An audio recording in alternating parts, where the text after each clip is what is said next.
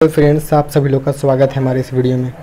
अगर आप लोग भी यहाँ पे परेशान हैं कि आपको कौन कौन सा कागज़ देना पड़ेगा अपना वोटर लिस्ट में नाम दर्ज कराने के लिए, आप लोग परेशान हैं, तो आपको यहाँ पे बहुत बड़ी खबर आई है जो कि इलेक्शन कमीशन ऑफ इंडिया ने यहाँ पे जारी किया है। तो कोई भी कागज़ आपको देने का ज़रूरत नहीं पड़ेगा, लेकिन यहाँ पर कुछ कंडीशन से तो आपको मैं वो बता दूँगा। और साथ में मैं ये भी बताऊँगा कि 1987 से पहले जिनका जन्म हुआ है और जो 1987 के लेकर के 2004 तक जो जन्म लिए हैं उनको क्या कागज़ देना पड़ेगा और वो कागज़ कहाँ से आप लाइएगा, तो सारा चीज़ आपको यहाँ पे मिल जाएगा। आपको परेशान होने की ज़रूरत नहीं है। इस वीडियो को अगर लास्ट तक आप लोग देख लिए तो आपको कोई भी प्रॉब्लम नहीं होगा। बाकी आप सभी लोग को समझाना शुरू कर दीजिएगा। तो जैसा कि पता है कि आप सभी लोग को बिहार में इलेक्शन होने वाला है और इसके लिए अब गाँव-गाँव जा कर के फॉर्म सबको दे दिया जा रहा है। तो आपको फॉर्म मिलेगा और फॉर्म देने के बाद जो आपका बीएलओ होगा, बीएलओ वही लोग होते हैं जो आपके स्कूल के टीचर होते हैं, सरकारी स्कूल के वही लोग बीएलओ कहलाते हैं। तो हो सकते हैं कि वाकई आपके अगल बगल के कोई हो या फिर कोई और बगल गांव के स्कूल के टीचर हों। तो यहाँ पे सबसे पहले मैं आपको बता देना चाहता हूँ कि आपको जो भी डॉक्यूमेंट्स जमा करना है वह आपको 25 जून से लेकर के 26 जुलाई तक लास्ट डेट है, उस तक आपको जमा कर देना हो। अगर आपके पास फॉर्म मिल गया है तो उसमें क्या भरना है, कैसे भरना है, क्या क्या डॉक्यूमेंट्स लगाने हैं, कागजात सब मैं बताऊंगा। 26 जुलाई लास्ट डेट है, तब तक आप जमा करने के लिए आपके पास समय है। तो कुछ इस तरह को आपको कागज़ दिया जाएगा, आपको मिल रहा होगा, जहाँ पे आपको अपना यहाँ पे नाम फिलअप करना होगा।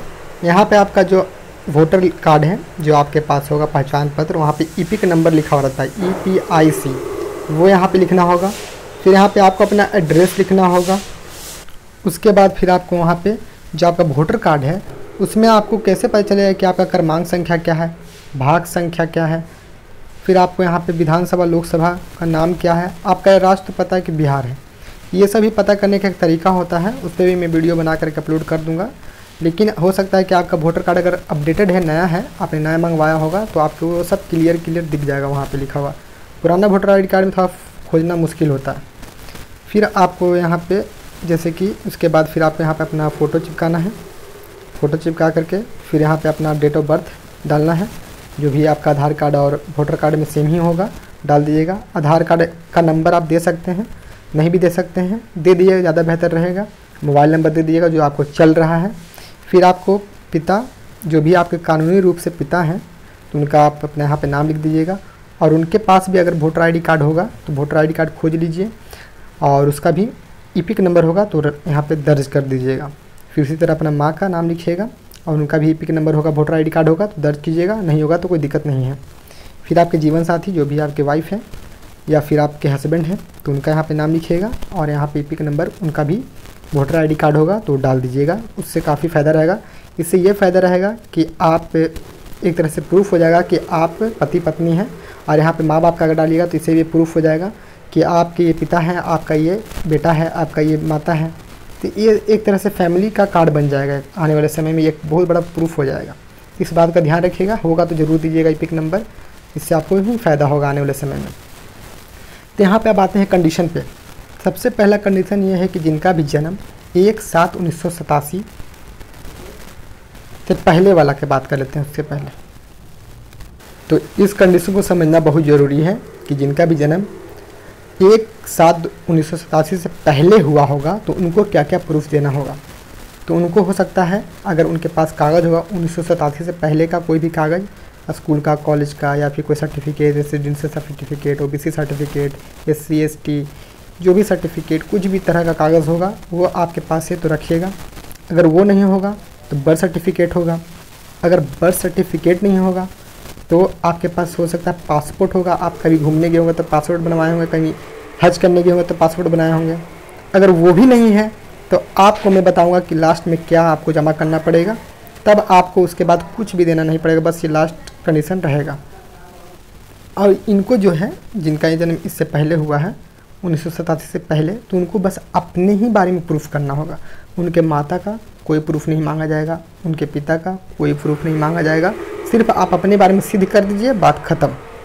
फिर अब आते हैं उनके बारे में जिनका जन्म 1987 से लेकर के 2004 के बीच में हुआ होगा, 2/12/2004 के बीच में जिनका भी जन्म हुआ होगा, जो 90s के स्टूडेंट होंगे, बच्चे होंगे, तो उनको क्या करना होगा, उनको भी अपना ही पहले प्रूफ करना होगा कि वो भारत के हैं कि किस तरह से प्रूफ करना होगा। तो उनको अपना इतना तो कन्फर्म है कि वो अगर जन्म लिए हों 2004 से पहले तो स्कूल गए होंगे, कॉलेज गए होंगे, तो उनका मैट्रिक का क्लास 10 का सर्टिफिकेट होगा, मार्कशीट होगा, उसका फ़ोटोकॉपी दे दीजिएगा, लगाना होगा वहाँ पे इस फॉर्म के साथ। और साथ में अगर ये भी नहीं होगा, मैट्रिक नहीं किए होंगे, कुछ लोग ऐसे रहते हैं जो नहीं कर पाते हैं, तो उनको क्या देना पड़ेगा, तो हो सकता है उनको OBC सर्टिफिकेट बनाए होंगे, निवास प्रमाण पत्र बनाए होंगे, कुछ और कागज़ बनाए होंगे, तो वो भी नहीं होगा। तो फिर क्या कीजिएगा, तो हो सकता है कि आप कहीं नौकरी कर रहे होंगे, कोई सरकारी एम्प्लॉय होंगे, कहीं सरकारी जॉब होगा, कुछ भी काम करते होंगे, वहाँ से आपका कुछ कागज़ मिलेगा, वो कागज़ लेकर के आप प्रूफ दे दीजिएगा कि मैं यहाँ पे काम करता हूँ, इतना दिन से काम कर रहा हूँ। तो इस तरह का सर्टिफिकेट आपको उपलब्ध कराना पड़ेगा। लेकिन इनमें एक और कंडीशन बनता है कि उनको अपने माता के बारे में या फिर उसमें पिता के बारे में सिद्ध करना होगा कि इनके माता भी इसी देश के हैं या फिर पिता इसी देश के हैं, दोनों में से किसी एक के बारे में। दोनों जो करना ज़रूरी नहीं है। तो वो कैसे सिद्ध करेंगे, तो हो सकता है कि इनके माता के पास, अगर पिता के पास जन्म प्रमाण पत्र है तो वो दे दीजिए, वो नहीं है तो पासपोर्ट दे दीजिए, पासपोर्ट नहीं है तो 1987 से पहले का कोई कागज़ होगा उनके पास तो वो दे दीजिए। तो अगर वो भी नहीं है तो OBC सर्टिफिकेट होगा, वो नहीं है तो उनका निवास प्रमाण पत्र होगा। अगर वो भी नहीं है तो एक जो लास्ट कंडीशन है 2003 के वोटर लिस्ट में जिनका नाम होगा तो उनको कोई भी कागज़ देना नहीं पड़ेगा। ये बात एकदम क्लियर है। वो कैसे डाउनलोड करना है, कैसे आपको अपना नाम खोजना है, वो सब मैं आपको आगे बताऊंगा इसी वीडियो में, थोड़ा सा देर में आपको बताने वाला हूँ। तो यहाँ पे 2 कंडीशन मैंने आपको बताया। फिर यहाँ पे आता है कि जो 2004 के बाद जन्म लिए हैं तो उनके बारे में आज मैं इस वीडियो में डिस्कस नहीं करूँगा। अगर जो भी 2004 के बाद 2/12/2004 के बाद जन्म लिए हैं उनको क्या क्या डॉक्यूमेंट्स देने हैं, किस तरह से वहाँ पे लाएंगे, तो अगर चाहते हैं बनाने के लिए वीडियो तो मैं उस पर वीडियो बनाऊंगा। लेकिन वो कमेंट कर दें तो मैं बनाऊंगा, क्योंकि मैक्सिमम लोग यहीं तक हैं, ज़्यादातर का वोटर लिस्ट में नाम इन्हीं लोग का है दर्ज किया हुआ, तो इनको ज़्यादा प्रॉब्लम हो रहा है, इसीलिए इस पर मैं वीडियो बना रहा हूँ। वैसे आप यहाँ पर नीचे देखिएगा इस फॉर्म को, तो इस फॉर्म में यहाँ पे 11 डॉक्यूमेंट्स का लिस्ट दिया गया है कि इसमें से कोई भी एक डॉक्यूमेंट आप लोग जारी यहाँ पे लगा सकते हैं। लेकिन आप एक चीज़ और ध्यान रखिएगा कि इसको आप हिंदी में है, ये आप इंग्लिश में भी डाउनलोड कर सकते हैं। अगर हो सकता है आपके गांव में इंग्लिश में नहीं दे रहा होगा तो हिंदी में ही दे रहा होगा, तो इंग्लिश वाला भी आप लोग यहाँ से ऑनलाइन डाउनलोड कर सकते हैं, जैसे कि आप यहाँ पे देख रहे हैं। तो इंग्लिश वाले डॉक्यूमेंट का लिस्ट है, यहाँ पे डॉक्यूमेंट का लिस्ट देखिए देख सकते हैं, जहाँ पे आपके पास OBC ST सर्टिफिकेट होना चाहिए, रेसिडेंशियल सर्टिफिकेट होना चाहिए, कोई भी आपके गांव में कोई, जैसे कि गांव में एक होता है कि बनाया जाता है रजिस्ट्री पूरा गांव का कि वो लोग कहाँ रहते हैं, ये सब के बारे में होगा तो वो भी आप दे सकते। अब चलिए मैं आपको बता देता हूँ कि आप 2003 वाला वोटर लिस्ट कैसे डाउनलोड कीजिएगा। वो होगा आपके, अगर आपके उसमें नाम होगा तो आपको कुछ नहीं देना है, बस आपको उसको चिपका करके दे देना है कि भाई यही मेरा है। तो देखिए यही वेबसाइट पर यहाँ पर उपलब्ध करा दिया गया है, इलेक्शन कमीशन ने उपलब्ध कराया है, यहाँ से आप लोग देख सकते हैं। इस पर आप लोग क्लिक कीजिएगा तो आपका डाउनलोड हो जाएगा। अब इस वेबसाइट पे कैसे आएगा उसका लिंक मैं डिस्क्रिप्शन बॉक्स में दे दूंगा, आप लोग पहले सीख लीजिए कि डाउनलोड करने के बाद। एक चीज़ मैं अभी बताना भूल गया हूँ, मैं आपको लास्ट में बताऊंगा, वो बहुत ज़रूरी बात है, वो नया अपडेट आया है। तो उससे पहले आप लोग यहाँ पे देखिए कैसे डाउनलोड कीजिएगा। डाउनलोड करने के लिए आपको यहाँ पर अपना जिला पहले चूज़ करना होगा, फिर आपका कौन सा विधानसभा में आता है। जैसे कि विधानसभा वही होता है कि कहाँ से अपना वोट देते हैं, तो वो सब आपके वोटर कार्ड के पीछे में लिखा होगा। अगर नहीं लिखा हुआ है तो आपके गांव के लोग ही जानते होंगे, और वो नहीं जानते होंगे तो आपके जो BLO हैं, जो आपके टीचर जो आपको आएंगे बताएंगे, वो सब जानते होंगे। तो जैसे कि यहाँ पे आप लोग इस पर क्लिक कीजिएगा तो यहाँ पे आपका लिस्ट आएगा जिला का, या फिर जिला का नाम भर दीजिएगा। जैसे कि आपका हो सकता है पटना ज़िला हो या फिर जहानाबाद हो, अरवल हो, जो भी नाम भर दीजिएगा। तो इस तरह से नाम डालने के बाद आपका यहाँ पे जैसे कि जिला का लिस्ट देखिए आ रहा है, यहाँ पे दिख रहा है छोटा छोटा आपको, अरवल, औरंगाबाद, बांका, बेगूसराय, भागलपुर, भोजपुर, बक्सर, दरभंगा, पूर्वी चंपारण, गया, गोपालगंज, जैसे गया ही है, गया पे हम लोग क्लिक कर दिए। फिर लिस्ट आ गया, नाम आ गया। अगर कभी कभी काम नहीं करेगा तो रिफ्रेश कीजिएगा तो काम करना शुरू कर देगा। फिर विधानसभा का चयन करें, इसी तरह क्लिक करना है इस पर, तो विधानसभा का लिस्ट नीचे आएगा, बेलगंज, कोंच, गया, फिर गया टाउन, इस तरह से काफ़ी सारा, इमामगंज, बहुत सारा लिस्ट में नाम आ रहा है। जो भी आपका विधानसभा होगा वो पे आप क्लिक कीजिएगा तो वो चयन हो जाएगा। फिर उस पर जैसे कि हम यहाँ पे कुछ ले लेते हैं, क्लिक कर लेते हैं ताकि हम आपको दिखा पाएँ कि कैसे आपको डाउनलोड करना है। इसके बाद फिर आपको लास्ट में एक और चीज़ भरना है, भाग संख्या व नाम का चयन करें। तो इसमें आप लोग डाल नहीं सकते हैं, आपको ही यहाँ पर ढूंढना पड़ेगा। बहुत सारा इसमें नंबर लिस्ट रहता है, 200 भी रह सकता है किसी किसी जगह पे। तो आपके वोटर कार्ड के पीछे में लिखा होगा कि आप कहाँ पे वोट देने जाते हैं, उसी का बस नाम यहाँ पे आपको देखना है। और या फिर हाँ वही नाम ही देखना होता है, क्योंकि कई बार होता है कि जिस 2003 का ये आप देख रहे हैं धीरे धीरे चेंज होता है, आने वाले समय में कहीं और स्कूल में आपका नाम हो जाता है। तो आपको पुराना वाला जब था ना, जो 2003 में जहाँ पे आप वोट देते जो स्कूल में देते थे, वो स्कूल का नाम यहाँ पे आपको खोजना पड़ेगा। नया वाला हो सकता है आपका चेंज हो, कोई और स्कूल दे दिया होगा अभी नया वाला वोटर ID कार्ड में, तो वो वाला से खोजिएगा तो उसमें आपको नहीं मिलेगा, इस बात का ध्यान रखिएगा। तो इस तरह से एक एक करके आप अपना प्राथमिक विद्यालय गोटीबांग, प्राथमिक विद्यालय डिबका, प्राथमिक विद्यालय कविसा, इस तरह से खोजना है कि आपका कहाँ पे पहले आप वोट देते थे, जाकर कौन सा स्कूल में आपके अपने गांव में। तो वहाँ पे अगर मिल जाएगा तो उस पर क्लिक कर दीजिएगा।